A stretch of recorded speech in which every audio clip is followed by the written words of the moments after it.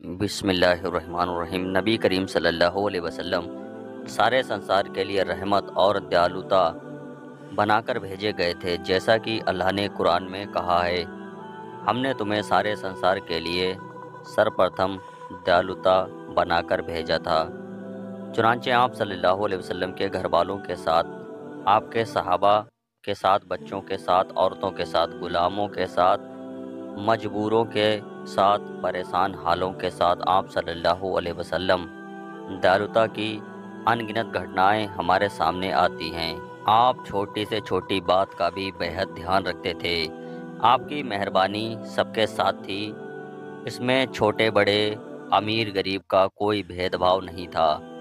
جابر بن عبداللہ بیان کرتے ہیں کہ میں نبی صلی اللہ علیہ وسلم کے لگ بھگ 21 غزووں یعنی جنگوں میں شریک ہوا۔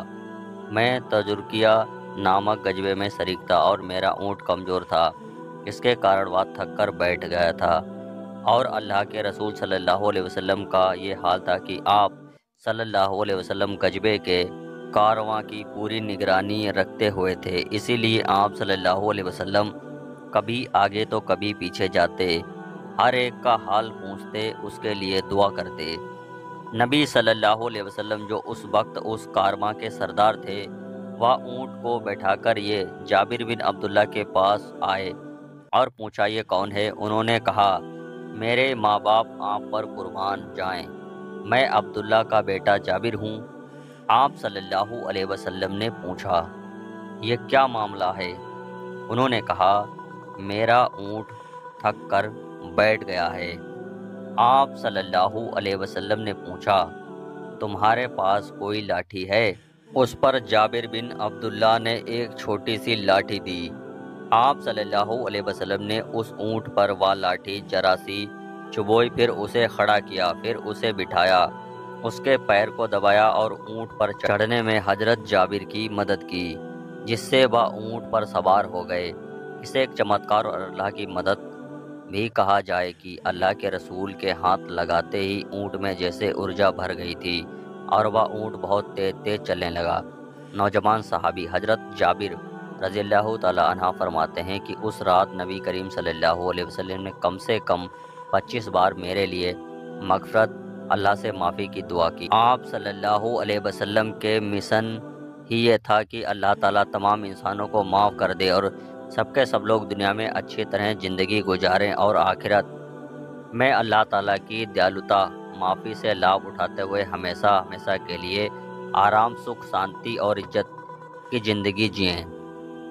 پھر اسی دوران اللہ کے رسول صلی اللہ علیہ وسلم نے جابر سے پوچھا، تمہارے پتا عبداللہ جن کا احد جنگ میں انتقال ہو گیا، انہوں نے کیا کچھ چھوڑا ہے؟ انہوں نے جواب دیا، 7 عورتیں چھوڑی ہیں، جن سے ایک تو میری بیوہ بدوا ماں ہے، اس کے علاوہ میری 6 بہنیں ہیں۔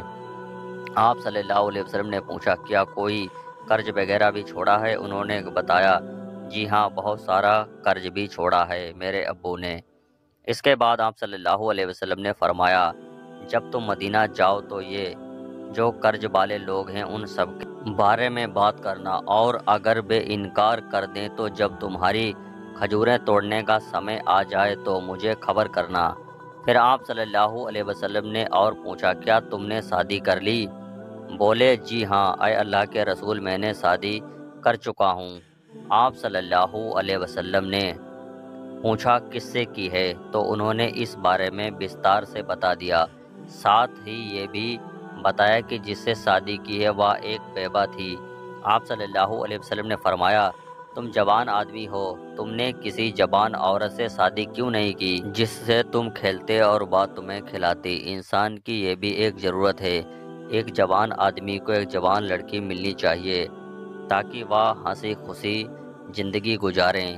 حضرت جابر رضی اللہ تعالیٰ عنہ نے جواب دیا، اے اللہ کے رسول، میری بہنوں بھی جوان ہیں اور انہیں ابھی تربیت کی ضرورت ہے، اسی لیے میں نے پسند نہ کیا کہ کسی جوان عورت سے شادی کروں جو ان کی تربیت نہ کر سکے، اسی لیے میں نے ایک بیوہ عورت سے شادی کر لی جو انبھوی ہے۔ یہ سن کر نبی کریم صلی اللہ علیہ وسلم نے کہا کہ بہت اچھا کام کیا تم نے۔ پھر آپ صلی اللہ علیہ وسلم نے پوچھا، تم نے یہ اونٹ کتنے میں خریدا؟ جابر نے جواب دیا، میں نے 5 اوقیاں سونے کے بدلے میں خریدا۔ تو نبی کریم صلی اللہ علیہ وسلم نے کہا اچھا اس اونٹ کو ہم نے خرید لیا۔ پھر نبی صلی اللہ علیہ وسلم نے حضرت بلال رضی اللہ عنہ کو بلایا جو آپ کا حساب کتاب رکھتے تھے اور کہا کہ انہیں جابر کو 5 اوقیاں سونے کی دے دو، ان کے پتا عبداللہ کا قرض ادا کرنے میں مدد ملے گی۔ ہاں 3 اوقیاں سونے کی اور دے دو، اور پھر کہا اور یہ اونٹ بھی تمہارا ہے۔ یہ بھی نبی کریم صلی اللہ علیہ وسلم کا دوسروں کی مدد کرنے کا ایک طریقہ تھا۔ کسی نے کوئی چیز لیتے تو خرید لیتے اور پھر اس کے بعد وہ چیز اسے کو دے دیتے تاکہ کسی ویکتی کے اندر کو خود سمجھنے کی بھاونا پیدا نہ ہو اور مجھے خیرات دے دی۔ پھر اس کے بعد آپ صلی اللہ علیہ وسلم نے پوچھا کیا تم نے جتنا قرض ہے ان کے بارے میں پوری بات کر لی؟ بولے ہاں اے اللہ کے رسول صلی اللہ علیہ وسلم۔ نے کہا ٹھیک ہے، جس دن تمہارے یہاں تمہارے باغ میں کھجوریں توڑی جائیں گی اس دن میرے پاس آنا۔ چنانچہ آپ صلی اللہ علیہ وسلم کو سوچنا دے دی گئی۔ آپ صلی اللہ علیہ وسلم وہاں پر گئے۔ اس کے بعد آپ نے برکت کی دعا کی۔ اس کے بعد جن جن لوگوں کا قرض تھا نبی کریم صلی اللہ علیہ وسلم سب کو نام پکار کر دیتے چلے گئے۔ حضرت جابر بتاتے ہیں کہ اس کے باوجود بہت ساری کھجوریں بچ گئیں، بلکہ جتنی پیداوار ہوتی تھی اس سے زیادہ بچ گئیں۔ یہ بھی ایک برکت کی بات ہے کہ اللہ کے رسول صلی اللہ علیہ وسلم کا معجزہ بھی ہے۔ ایک آدمی اچھی نیت سے کام کرتا تو اللہ تعالیٰ برکت دیتا ہے۔ برکت کیا چیز ہے؟ اس کا بڑھ جانا۔ اللہ ہماری پرتبھاؤں میں برکت دیتا ہے، ہماری آمدنی میں برکت دیتا ہے، پتنی اور بچوں میں برکت دیتا ہے۔ آپ صلی اللہ علیہ وسلم نے اس بارے میں دعا سکھلائی ہے، اے اللہ ہمیں برکت پردان کر، ہماری سننے کی طاقت ہے، ہماری دیکھنے کی طاقت میں، ہمارے دل و دماغ میں، ہماری بیویوں میں، ہمارے بچوں میں۔ تھوڑی چیز ہوتی ہے ہمارے لیے فائدہ مند ثابت ہوتی ہے، بیکار نہیں جاتی۔ یہ نبی صلی اللہ علیہ وسلم کے سربتا دیالوتا ہونے کا ایک نمونہ ہے۔ اللہ تعالی ہمیں بھی اللہ پر بھروسہ کرنے، اللہ کے کام میں لگ جانے، اللہ کے بندوں کے کام آنے اور سب کے لیے سربتا دیالوتا بن جانے کا سوبھاگیہ پردان کرے، بلکہ اس پوری امت سمدائے کو سماج سے بھی بنانا چاہیے، مانوتا اپکار بننا چاہیے اور مانوتا کا ہتیشی بننا چاہیے۔ ایسے ہی سچے قصوں کے لیے ہمارے چینل کو سبسکرائب کریں۔